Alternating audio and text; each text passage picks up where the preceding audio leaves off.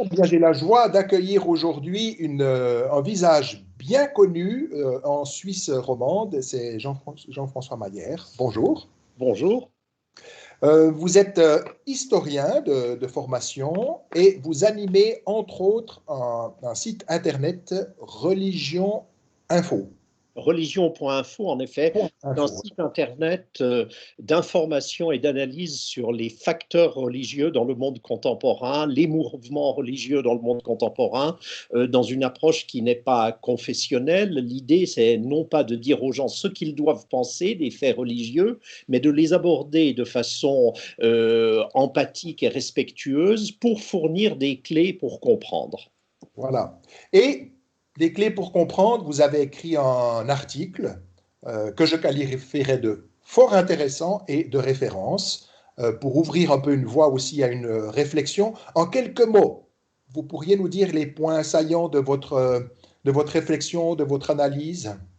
Vous savez, c'est une analyse qui est nécessairement en cours, puisque la crise de la pandémie que nous traversons est en cours. On ne cesse de nous le répéter, ça n'est pas achevé. Mais ce qui m'a paru intéressant, c'est de faire un petit peu un premier point de situation de l'impact sur les religions, des réactions des religions. Et très vite, en commençant à rédiger l'article, pour lequel je commençais à rassembler de la documentation depuis le début de cette crise, je me suis rendu compte que j'avais avantage à resserrer sur les églises chrétiennes pour donner à l'article plus de cohérence.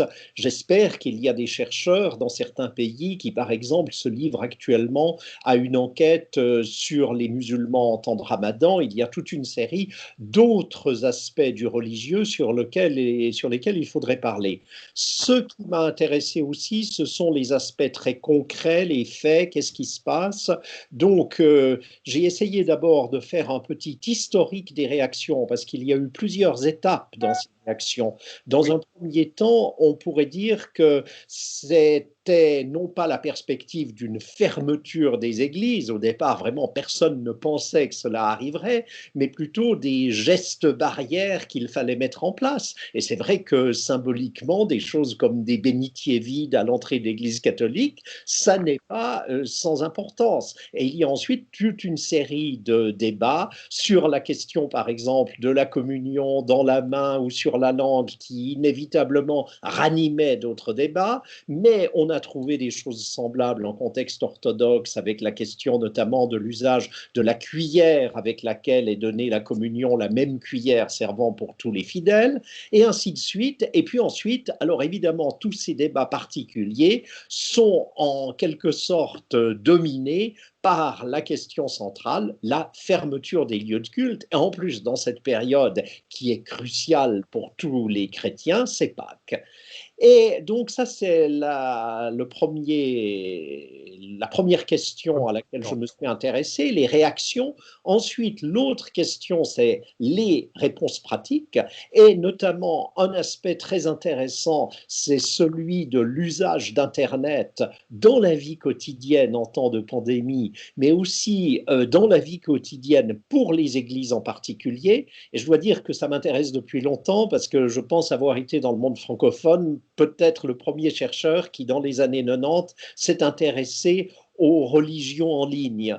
Et j'avais d'ailleurs publié, il y a déjà une douzaine d'années, un livre à ce sujet, Internet et religion. Et donc, la question des religions en ligne m'intéresse depuis longtemps. Et voilà que, à l'échelle de ce que représente Internet dans nos sociétés, on a vu, bien sûr, les groupes religieux tous recourir à ce canal. Les premiers, d'ailleurs, je crois, à le faire largement pour la diffusion de culte dans l'espace francophone ont été les groupes évangéliques, pour la simple raison qu'une grande assemblée évangélique à Mulhouse avait joué un rôle de super diffuseur du virus, et donc ils ont tout de suite été beaucoup plus sensibilisés. En Suisse romande, par exemple, il y avait des fidèles, des pasteurs qui avaient assisté à ce rassemblement de la porte ouverte chrétienne à Mulhouse, et qui étaient eux-mêmes infectés, donc ça a très vite sensibilisé, mais rapidement également l'usage d'Internet par des églises qui ont une tradition beaucoup plus sacramentelle et liturgique, où bien sûr cela pose d'autres questions. Donc je me suis intéressé à toutes ces réponses qui vont jusqu'à des réponses originales de certaines églises. Aux États-Unis, mais il y a un pasteur évangélique qui vient de le faire en Valais, des cultes de type drive-in, où les gens viennent dans leur voiture et assisteraient au culte dans leur voiture. Et puis ensuite, bien sûr, les réactions très négative, parce qu'il y a eu toute une série de réactions négatives à différents niveaux, que ce soit des groupes dans toutes les églises chrétiennes, je pense, qui ont soupçonné les autorités religieuses demandant de s'en tenir aux prescriptions officielles d'une sorte de tiédeur, qui ont soupçonné ces autorités séculières, en fait, d'y trouver un bon prétexte pour miner la présence religieuse dans l'espace public, ou qui ont développé toute une série d'autres théories, jusqu'à certains groupes, évidemment, qui ont été très sceptiques sur le fait que de vrais croyants pouvaient être atteints par le virus. Mais les réactions, ça n'est pas simplement ça, ce sont aussi évidemment des réactions des autorités religieuses dans différentes institutions religieuses qui s'inquiètent de savoir quel caractère on donne aux services religieux.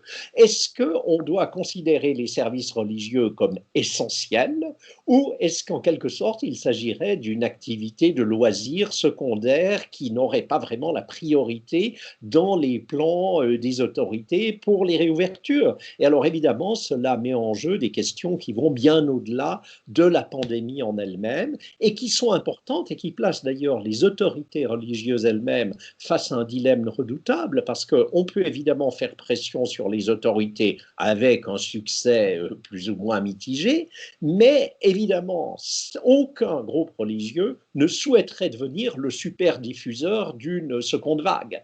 Donc, il y a vraiment des mises en balance de différents éléments qui sont très délicats, et on peut dire que les dirigeants de toutes les confessions religieuses sont à leur niveau dans des situations aussi inconfortables, complexes, délicates, que les dirigeants politiques qui doivent prendre des décisions, les bonnes décisions au bon moment, les bons assouplissements au moment où il convient d'y procéder. Voilà donc des défis. Et alors la fin de mon article, excusez-moi de le résumer assez longuement, mais la fin de mon article, ce sont un petit peu les perspectives.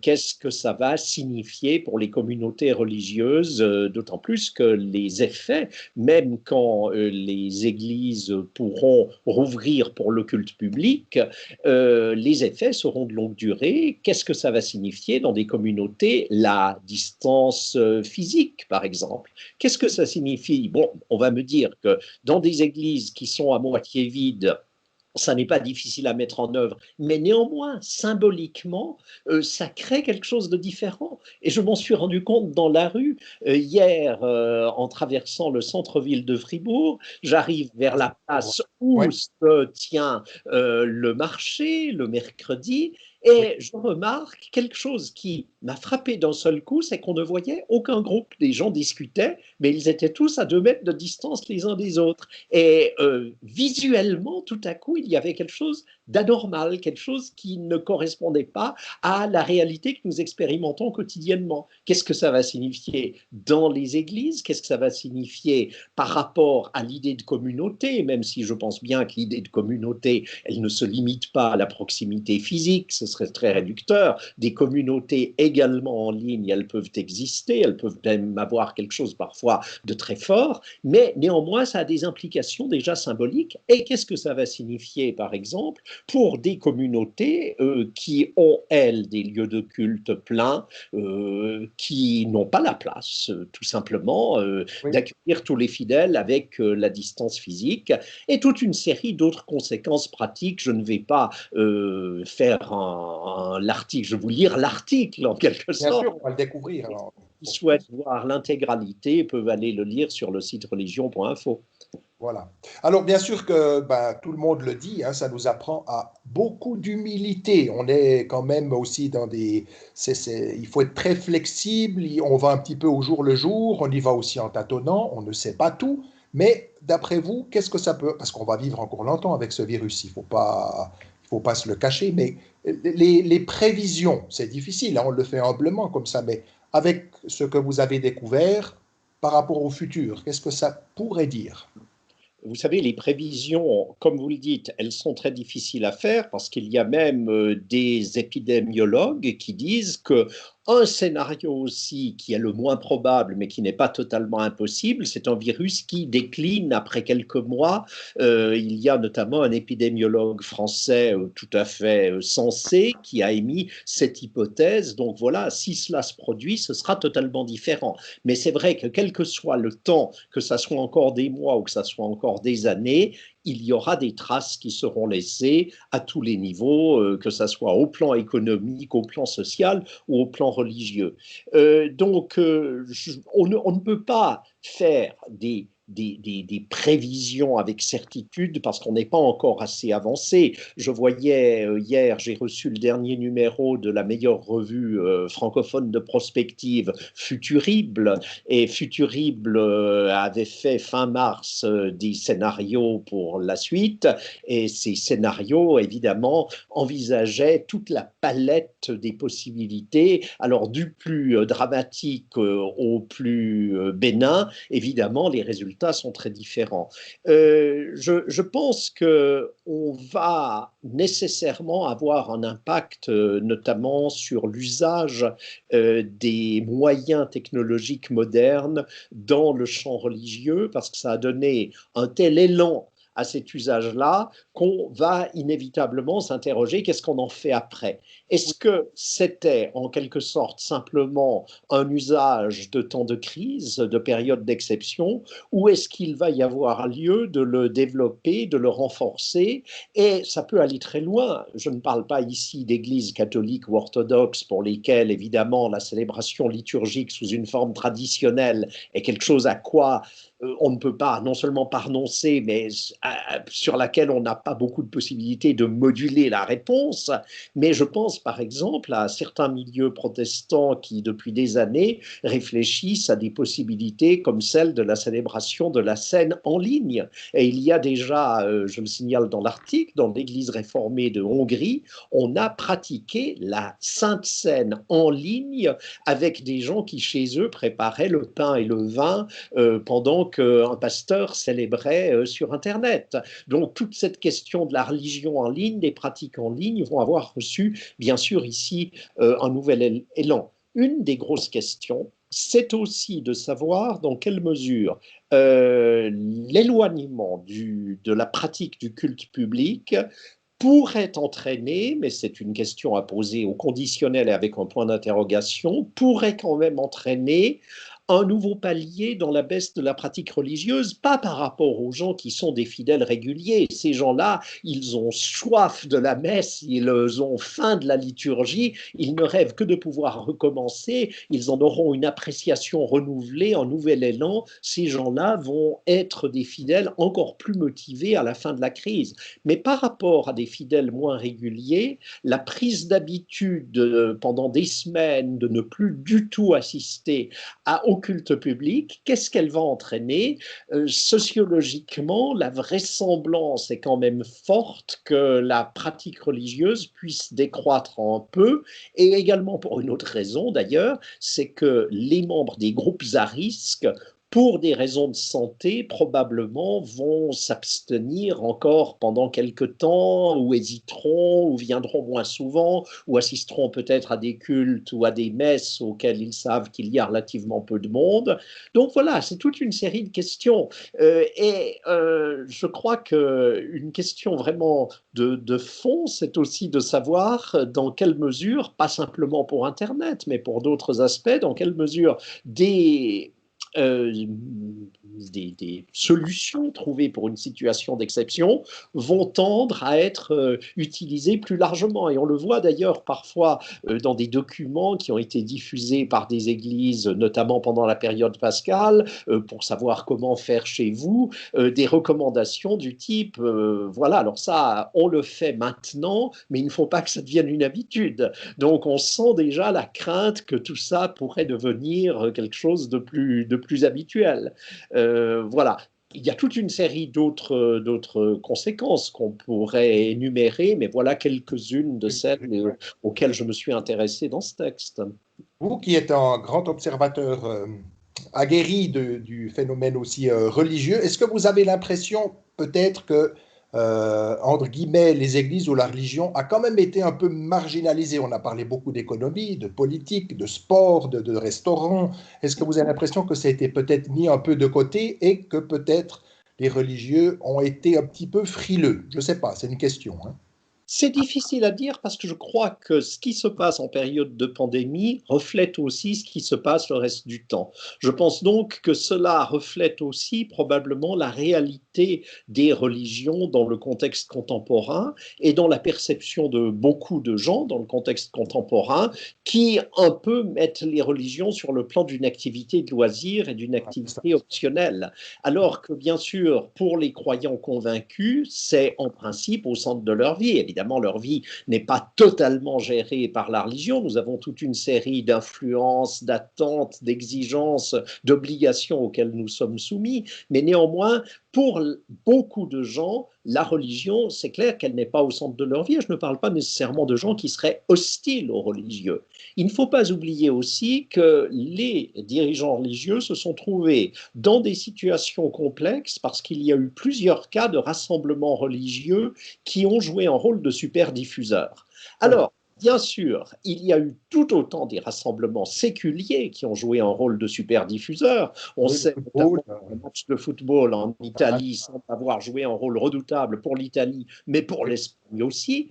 Oui. Mais bien sûr, par rapport médiatiquement, l'idée de la contribuerait à la diffusion d'un virus, c'est un thème qui tout de suite retient l'attention. Il suffisait de voir d'ailleurs certains commentaires déjà sur les réseaux sociaux par rapport à des groupes qui, franchement, ne pouvaient pas deviner que le rassemblement qu'ils organisaient aurait ses conséquences. C'est différent, bien sûr, quand des groupes, une fois qu'on sait que la pandémie est là, tiennent à organiser quand même des rassemblements, parfois lancent un véritable défi par rapport à l'État à cet égard-là, comme on le voit par exemple au Pakistan ou dans d'autres pays, comme on l'a vu avec plutôt, je crois, un esprit alors là d'ignorance et d'inconscience chez certains juifs ultra-orthodoxes en Israël ou à New York, qui ensuite évidemment sont frappés par la pandémie également. Mais tout cela, je crois, il faut se rendre compte de la difficulté pour des dirigeants religieux, mais c'est vrai qu'ils sont évidemment dans la même situation que tout groupe social, où ils ont le droit aussi d'exprimer leurs attentes. Et on a vu comment en Suisse, par exemple, les milieux de la restauration ont su obtenir des assouplissements plus rapides que prévu, même s'ils sont très encadrés, en faisant un lobbying un peu intense. Ouais, Or, il me semble que de la part d'autorités, ce qui serait assez normal, c'est d'intégrer dans la réflexion sur la crise et sur les sorties de crise les dirigeants des principaux groupes religieux du pays. Curieusement, d'une certaine manière, le président Macron en France l'a fait en esquissant un groupe de réflexion avec les responsables religieux pour l'après-crise. Comme quoi, parfois, c'est surprenant, ça n'est pas toujours dans les pays où on s'y attend que les dirigeants religieux sont intégrés. Il va falloir voir concrètement ce que ça va signifier. Mais je pense en effet qu'il serait judicieux par rapport à des crises qui ont des implications qui vont beaucoup plus loin que simplement l'économie, qui ont des implications aussi pour la société dans ses perceptions, dans ses sentiments, dans ses émotions. Il serait certainement judicieux d'intégrer aussi les dirigeants religieux, comme on pourrait d'ailleurs penser qu'il ne serait pas sans intérêt d'intégrer aussi pour l'analyse les sciences sociales pour comprendre ce qui se passe dans une société, c'est-à-dire ne pas se restreindre purement aux de l'économie, etc. Bon, Reconnaissons que les gouvernements se sont trouvés face à des situations où ils ont été submergés avec des décisions à prendre dans l'urgence, en un temps très court, sans y être vraiment préparés. Parce que même si, bien sûr, tous les pays font des exercices pour situation de crise, et la Suisse a une belle expérience dans ce sens-là, on a réellement des exercices réguliers pour gérer des crises, mais évidemment, aucune crise, quand elle survient, ne correspond exactement à ce qui avait été entraîné. L'avantage de l'entraînement qui a été fait, en revanche, c'est que les gens sont déjà habitués à travailler ensemble, on sait quelles sont les chaînes de commandement pour mettre en place, par exemple, une mobilisation de la protection civile ou de l'armée, quels services collaborent avec quels autres. Donc tout ça est utile. Mais l'épidémie en temps réel, avec sa brutalité, sa soudaineté, c'est autre chose. Je lisais, en classant quelques journaux la semaine dernière, je lisais un journal, pour ne pas le nommer, la Neues Zeitung, dans l'un des principaux journaux suisses, qui, vers la mi-janvier à peu près, publiait quelques paragraphes en disant « nouveau virus mystérieux en Chine, etc. On ne sait pas grand-chose. » Et puis 2 semaines plus tard, un article « oui, l'énigme du virus est résolue, il n'y a probablement aucune conséquence pour la Suisse, etc. » Donc, on en était là en janvier. Et imaginez dans quelle situation on se trouve 2 mois plus tard seulement. C'est ça l'incroyable rapidité liée bien sûr à la mondialisation, au transport et une crise qui démontre aussi nos redoutables interdépendances. Mais ça, c'est un autre sujet. Nous sortons du domaine dont nous devons discuter aujourd'hui. Donc, vous avez écrit cet article que j'invite à aller lire parce que c'est un peu une pierre miliaire. Il y en a peut-être après d'autres qui vont vous suivre. Est-ce que vous avez l'intention de continuer cette analyse, de lire et puis peut-être de faire un livre? Je ne sais pas. Quels sont vos projets là? Alors, je n'ai pas du tout pensé à un livre, franchement, mais bien sûr que je vais continuer à observer la situation, que je vais continuer à rassembler des informations, à discuter aussi avec des acteurs qui peuvent me communiquer leurs expériences. Et je trouve que c'est très intéressant d'entendre des gens qui sont, par exemple, des prêtres et qui disent, voilà, ce qu'ils ont fait, comment ils ont vécu, quelles solutions ils ont trouvées. Donc, tout cela, bien sûr, je vais continuer à le faire. Je n'exclus pas d'écrire, évidemment, d'autres articles, par exemple, aussi sur les interprétations spirituelles, théologiques de toute cette crise. Et puis évidemment, ce que j'espère faire, c'est aussi trouver des chercheurs qui travaillent sur d'autres aspects et dont je n'exclus pas de publier des contributions s'ils me les confient, bien sûr. Eh bien, je me réjouis non seulement de vous lire dans le futur, mais aussi de vous croiser ici, effectivement, parce que vous êtes à Fribourg. Et puis, c'est toujours sympathique, mais on restera à 2 mètres. Bien sûr, la distance comme il se doit. Merci infiniment, François Maillère. J'invite les lecteurs eh bien, à lire cet article qui prend du temps, mais ça vaut la peine. C'est un article de fond et c'était, à mon avis, super intéressant. Merci beaucoup de nous avoir reçus. Bonne recherche. Merci pour votre accueil et bon ministère. À bientôt. À bientôt, au revoir.